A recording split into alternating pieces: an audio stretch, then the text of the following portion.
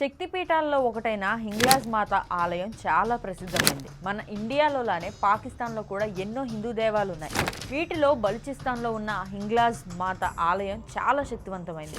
అయితే అందులో ఇప్పుడు ఇండియా పాకిస్తాన్ల మధ్య యుద్ధం జరుగుతున్న టైంలో వందల మంది పాక్ ముస్లిం ఆడవాళ్లు హింగ్లాజీ మాత ఆలయంలోకి వెళ్ళి పూజలు చేయడం మొదలుపెట్టారు.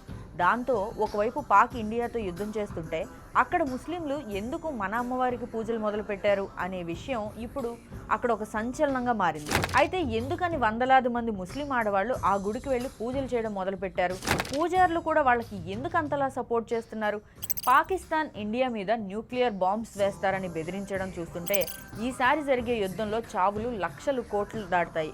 దాంతో వేల మంది పాకిస్తాన్ ముస్లిం ఆడవాళ్లు పాకిస్తాన్లో ఉన్న మన హిందూ గుళ్ళలోకి వెళ్ళి యుద్ధం జరగకుండా ప్రార్థనలు చేస్తున్నారు. దానిలో భాగంగానే చాలామంది ముస్లింలు బలూచిస్తాన్లో ఉన్న హింగ్లాజీ మాత ఆలయానికి వెళ్తున్నారు. ఈ ఆలయం చాలా శక్తివంతమైంది. ఎందుకంటే హింగ్లాజీ మాత ఆలయం కూడా ఒక మహాశక్తిపీఠమే.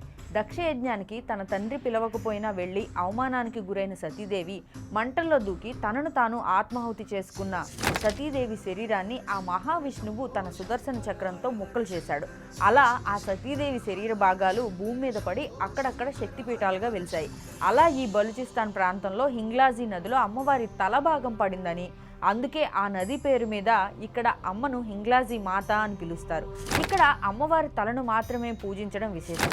అలాగే దాదాపు 5,000 సంవత్సరాలకు పూర్వమే ఈ గుడి కట్టి ఉంటారని అక్కడ వారు నమ్ముతుంటారు. అయితే పాకిస్తాన్లో ఉగ్రవాదులు ఎక్కువగా ఉంటారని, వాళ్ళు అక్కడ ఉండే హిందువులను ద్వేషిస్తారని మనందరికీ తెలుసు.